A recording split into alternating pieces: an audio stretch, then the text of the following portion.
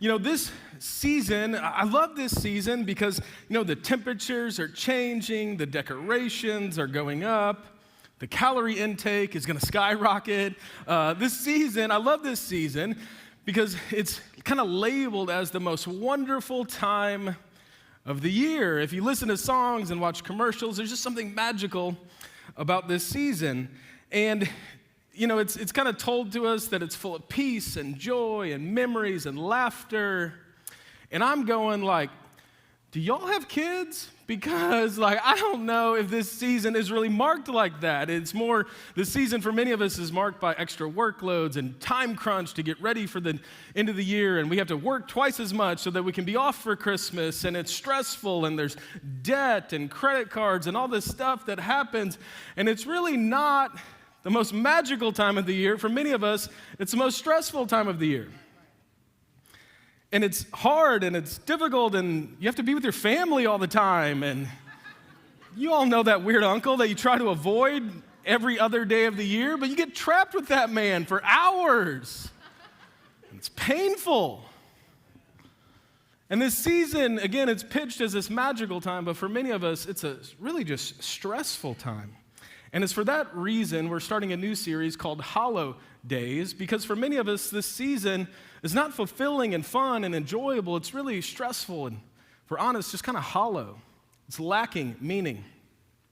And in this series, I want us to go from a hollow season to really a holy season, a season that's set apart, a season that's enjoyable, a season that adds life to you and doesn't just drain you.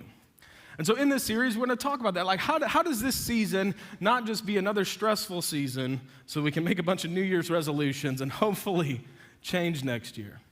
And we're going to move from this hollow season to more of a holy season. And this whole idea is really built on this verse in Jeremiah 6:16. It says this. It says, "Thus says the Lord, stand by the roads and look."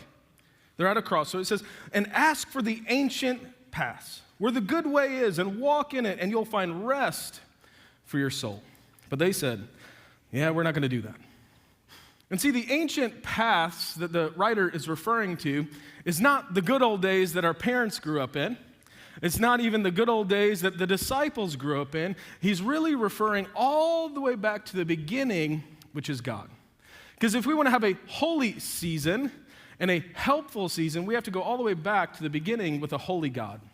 And he set up our lives in a way that he would be the center of it, that he would be what fulfills us and where we find satisfaction. And if we look back, all the way back in the book of Exodus, we find the nation of Israel is being formed. And they were slaves in Egypt for over 400 years. And Moses, their leader, is just now taking charge. And God establishes a brand new calendar for his people. And in this calendar, he built 7 festivals, or holy days, or holidays, that was just built into their calendar. And God was adamant that they would celebrate these festivals. That you have to do it. He even offered punishments if they refused to celebrate. And he make you go like, why is God so specific about this partying? There's a couple reasons I think that he's so adamant about that. The first one is he built into their calendar these festivals because he knew that you and I needed breaks. Like you and I need some time to rest our souls. And he built into their calendar these specific rests because he knew that we needed it. See, the children of Israel were slaves for 400 years, and he's like, hey, y'all need to rest and realize that I'm your provider. Like you get a day off. As a slave, they got no days off. They got no time off. There was no 15-minute break every couple hours. There was no, national law that required certain things you just worked, and you worked hard, and if you didn't work hard, you got punished. So he knew they needed breaks, and in addition to that, he set up these festivals because he knew that we needed fun. Now, you might not think of God as like the fun giver, but he actually is. If you look at it, he's telling them to celebrate and to enjoy life. If your beliefs about God don't include fun, you're probably serving the wrong God. Because the life that God has for us should have fun in it. The third thing, he knew that we needed time to reflect. So you and I, we're really bad at remembering the good things God's done in our lives. If we're honest, we're really good at remembering the hard seasons, the difficult things, the stress. We're great at remembering that. Sometimes we struggle, though, to remember God's goodness, to remember his grace, to remember his favor on our lives. See, God created holy days because he knew we needed them. We needed time to rest and recommit and relax. But over the years, we've kind of lost sight of what holidays were meant to be. For the children of Israel, these 7 festivals built into their calendar, and you and I, built into our calendar, are times of celebration, and we're entering in it. From Halloween, which is too much candy, thank God for the dad tax, which gets me all their candy, and then Thanksgiving, and then Christmas. I mean, it's just a great time to celebrate, to relax and enjoy. And today what I want to talk to you, though, about is, so we're going to look at this idea of these festivals, and we're going to look at the main pictures of them, or the main ideas communicated through them. And as we see them, because there's so many details with these 7 festivals for the children of Israel, we can't just go one by one and tell you all the details, but we're going to give you the specific principles, kind of all throughout all of them, that highlight how do we move from a hollow season to more of a holy, fulfilling season. And so with that, we're going to look at specifically how sacrifice can lead to a holy season. Now, you might look at that and be like, you're kidding, right? Like, the more I give, the more I sacrifice, you're telling me it's going to be more fulfilling? That's what this season is all about. It's all about everybody else and giving gifts and party planning. I don't need to sacrifice nothing else. I'm stressed as can be. But if you follow with me, if you track with me, I think this idea of sacrifice is going to lead us to a fulfilling season, not a stressful season. And to show you this principle, we have to go back to the book of Exodus. So if you have your Bible or your phone, we'll be in Exodus chapter 12. And the very first festival or holiday that the children of Israel had to celebrate was this festival called Passover. And the very first Passover was instituted in Exodus chapter 12. Let me just give you the backstory. The children of Israel were leaving Egypt. God was delivering them from slavery. And there was 10 plagues that kept coming against Egypt because the Egyptian Pharaoh would not let the people go. And so God's punishing them, like, hey, you got to let them go, got to let them go, let them go. The last one was this plague that was going to kill the firstborn child of every home in Egypt and the firstborn animal in every home in Egypt. And God instituted Passover, which was this. They had to take an animal, they had to kill that animal, and then they would take the blood and they would put it over their doorposts, and when death came that night and would kill all the firstborn, if you had the blood of the lamb on your doorpost, it would pass over you, and you would skip the judgment of God. And so he's instituting this, and he's telling them, like, hey, this is how I want you to do this, because judgment's coming, and I want to protect my people from that judgment. So this is how you have to do it. And we pick it up in Exodus chapter 12. He gives the specifics about the Passover in verse 5. It says, the animal that you must select must be a 1-year-old male, either a sheep or a goat with no defects, and you have to take special care of this chosen animal. See, to celebrate the very first holiday in their calendar, God asked them to sacrifice something significant.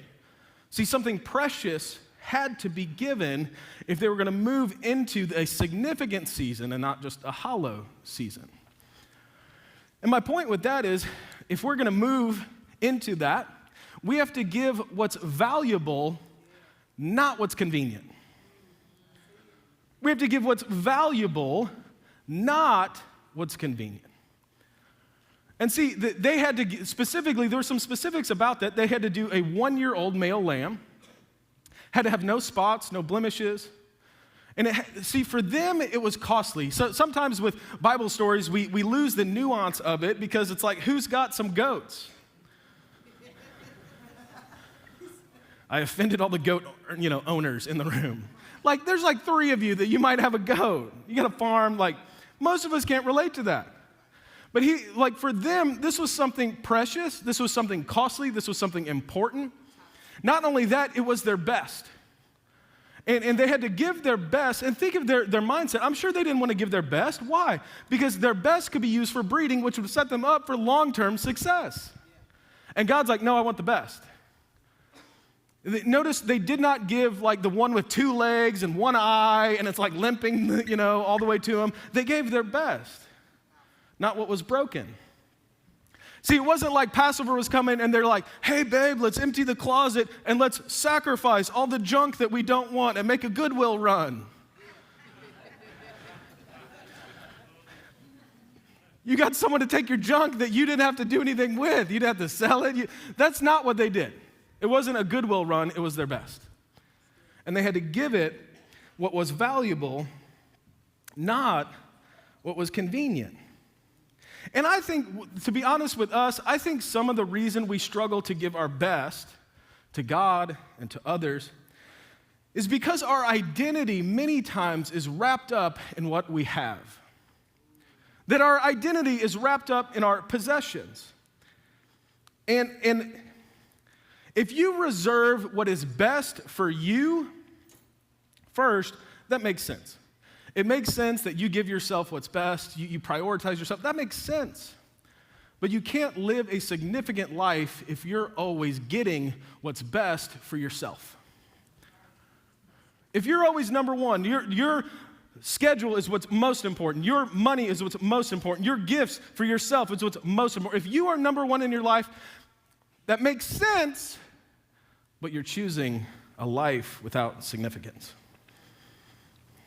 You're choosing a life that's comfortable personally, but helps no one else in the process. See, many of us live dissatisfied lives, and buying things is this coping mechanism for our dissatisfied life. Let me help you out for a second.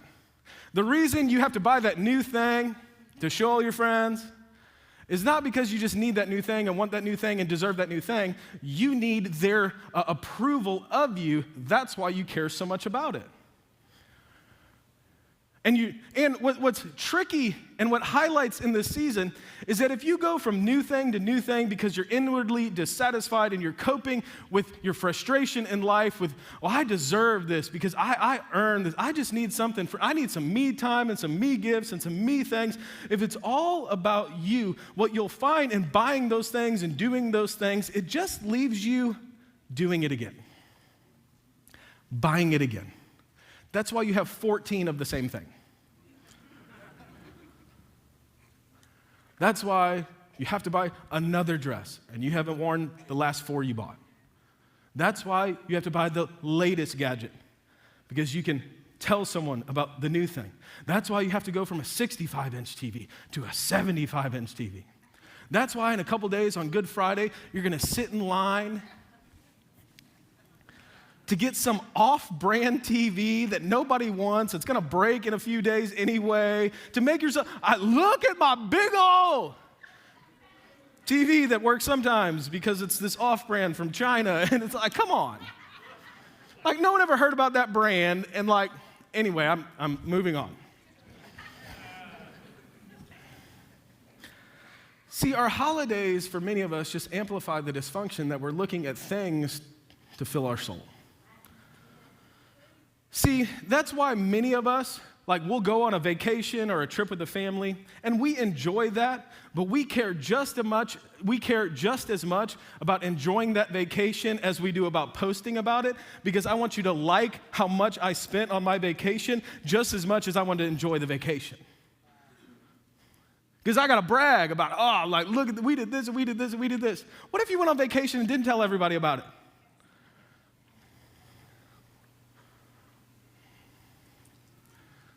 What if you just enjoyed your vacation instead of flexing on everyone at how nice what you spent was? See, many of us, we even do this with our kids with this holiday season. We brag about the gifts we bought our kids because I'm flexing on you that I'm successful. Oh, look at what we bought our kids. We got the PS5 and the brand new Call of Duty. And in this season, if all you focus on is gifts, you'll miss out on what's significant, because you have to give what's precious and what's valuable, not what's convenient. And the most precious commodity you have is your time, your attention, and your words. Why is that most precious? Because once I give my time, I can't give it back. Once I give my attention, it's gone. And once I give my words, I can't retract them. What's most precious is not what's in your wallet. What's most precious is your time, your attention, and the words that you speak. So I'm not just talking about gifts. I'm talking about, see, you could buy your kids the best Christmas present they ever have, but if you ignore them while they're on Christmas vacation, you've missed the point. They don't need another thing, they need their mom. They don't need another thing, they need their dad. Your friends don't need another gift and they need to send them, their Cash App, like, oh, Christmas coming up, Cash App, send it to me. Like, you don't need that. What you need is time with people. Because if you give the best gift, but you ignore what's most precious, you've missed out on what's significant. See, this is why Jesus says in Acts 20:35, he says, it is more blessed to give than to receive. The more mature I get, the more I realize this to be true. Like, I like gifts, I like free stuff. Like, who don't like free stuff? I like free stuff. I love things I don't have to buy. You buy me some Jordans, we are friends. But the older I get, the more I realize it's not about getting. I find joy in giving because it's actually more blessed to give than to receive.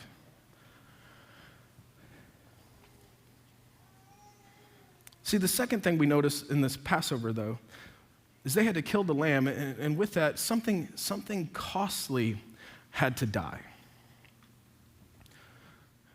And we live in a totally different culture to where we're not killing lambs and we're not sacrificing lambs. I think the most expensive thing you and I have to learn to kill is our will. Like, your will has to be sacrificed daily. Like, you have to die to yourself. You have to die to what you want. You have to die in thinking like what I think, what I want, what I desire is best. See, how you entered the Christian life, if you're a follower of Jesus in here, is through Luke 9:23 and 24. Jesus said, if anyone wants to be my follower, he must deny himself, pick up his cross daily, and follow me. And then he says this, says, if you want to find life, if you want to find fulfillment, you can't hold on to your life. You actually have to lay it down. Many of us, I would say, I want to find life. I want to find fulfillment. I want to find enjoyment. Jesus prescribes to us how to have that, and it's to die to yourself.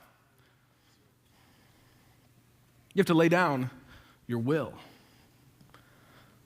You have to give it away. See, if you go through this season and it's all about you, you'll wind up realizing it's just empty. Because you have all these expectations that are unmet, and therefore you leave frustrated. Let me help all the married people. Unmet expectations are resentments waiting to happen. And uncommunicated expectations is just silly. If you don't tell me what you want, you ain't getting it. Trying to help all the marriages for a second. I just need you to know. I need you to know you're going to get nothing if you don't communicate it. Anyway, moving on. Philippians 2:3 says this. He says, don't be selfish. I think I offended all the women. Like, I apologize. I care about your marriage more than your feelings. But anyway, Philippians 2:3 says, don't be selfish. Don't try to impress others. Be humble. Thinking of others is more important than yourselves. Did you know every room you walk in, if you had the mind of Christ, you would be least important, not most important? What are you telling me? Jesus said when you go to a wedding feast, don't sit at the table where all the important people sit. Go to the lowest table. He says, think of others. Like, everyone I see is more important than me. Write that down. Everyone I see is more important. It even rhymed. I mean, come on. Like, I am working up here. Everyone you see, they're more important than me. Like, I put others above myself.